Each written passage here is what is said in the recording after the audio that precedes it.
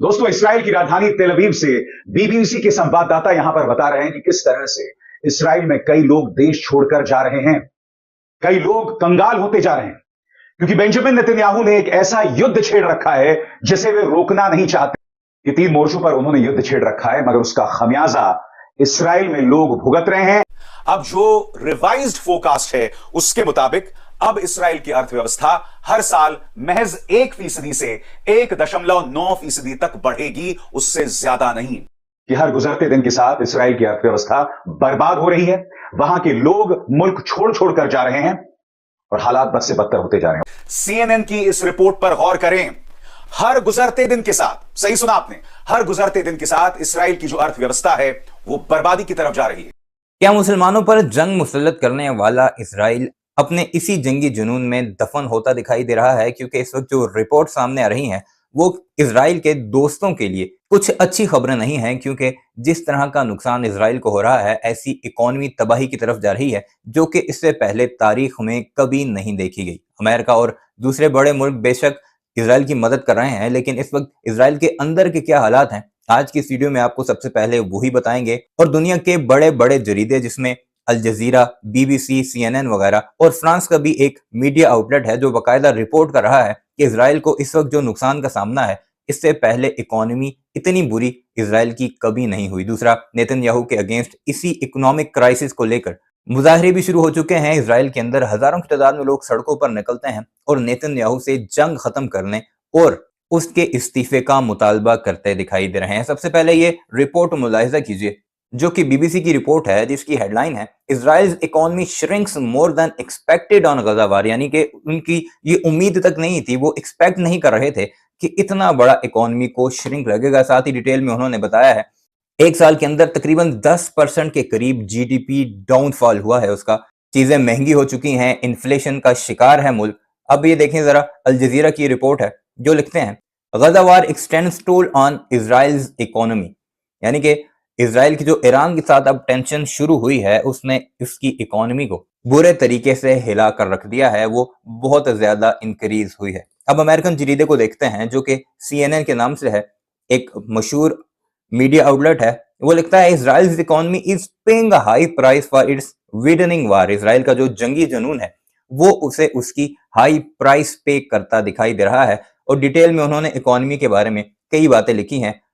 अब यह है फ्रांस का फ्रांस 24 नामी एक जरीदा जो लिखता है Israeli economy struggles under weight of Gaza war. यानी कि गजा में जो जंग छेड़ी है इसराइल ने, इसराइल की इकोनॉमी उससे बड़ी मुश्किल से उसका सामना करती दिखाई दे रही है। ये तो हुई इसराइल की इकोनॉमी के बारे में बात। अब सबसे अहम बात यह है कि इसराइल में लोग किस तरह इसराइल को छोड़कर जा रहे हैं। टीआरटी वर्ल्ड नामी तुर्की का ये जरीदा है जो मिडिल ईस्ट के बारे में अक्सर खबरें देता है। वो लिखता है over 550,000 Israelis flee country amid गजा वार डेटा शोज। यानी कि तकरीबन 5,50,000 के करीब इजरायली जो हैं वो मुल्क छोड़कर जा चुके हैं और वो वापस नहीं आए इसी वार को लेकर। और एक बड़ा ब्रेन ड्रेन कहा जा रहा है। और साथ ही साथ ये कि वो जो कारोबारी लोग दूसरे ममालिक से इसराइल आए थे, इस एक लंबी जंग को देखकर वो भी अब इसराइल को छोड़कर भागते दिखाई दे रहे हैं। और ये रिपोर्ट भी सामने आई थी कि इसराइल के एयरपोर्ट्स पर फ्लाइट्स नहीं मिल रही लोगों को भागने के लिए, कि इतना रश है एयरपोर्ट पर। अब आपको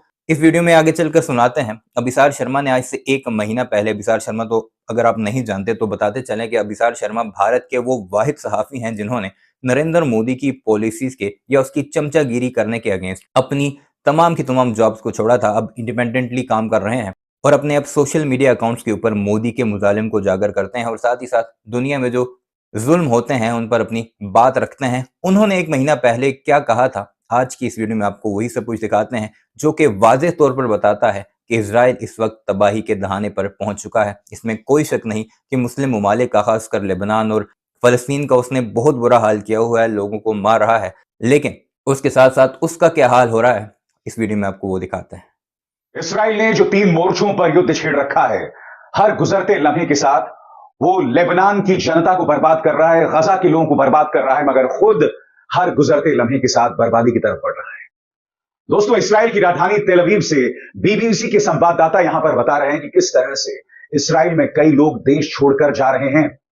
कई लोग कंगाल होते जा रहे हैं क्योंकि बेंजामिन नेतन्याहू ने एक ऐसा युद्ध छेड़ रखा है जिसे वे रोकना नहीं चाहते हैं। इस कदर दीवानगी उनके सिर पर हावी है कि 3 मोर्चों पर उन्होंने युद्ध छेड़ रखा है, मगर उसका खमियाजा इस्राएल में लोग भुगत रहे हैं। बीबीसी के संवाददाता तेल अवीव से यहां बता रहे हैं। दोस्तों सुनिए 30 सेकंड का यह वीडियो जो कि बीबीसी के अरबिक चैनल में आया है, जिसमें वहां के संवाददाता कह रहे हैं कि हर गुजरते दिन के साथ इस्राएल की अर्थव्यवस्था बर्बाद हो रही है। वहां के लोग मुल्क छोड़ छोड़कर जा रहे हैं और हालात बद से बदतर होते जा रहे हैं। और याद कीजिएगा दोस्तों, आज से कई दिनों पहले, सबसे पहले मैंने आपको पूरी पड़ताल के साथ बताया था कि किस तरह से इस्राएल की अर्थव्यवस्था बद से बदतर होती जा रही है। सबसे पहले एक छोटी सी झलक सुनिए बीबीसी अरबिक चैनल में तेल अवीव से बीबीसी संवाददाता किस तरह से बता रहे हैं कि इस्राएल में लोग पलायन कर रहे हैं, देश छोड़ रहे हैं, क्योंकि वहां लोग कंगाल हो रहे हैं। सुनिए।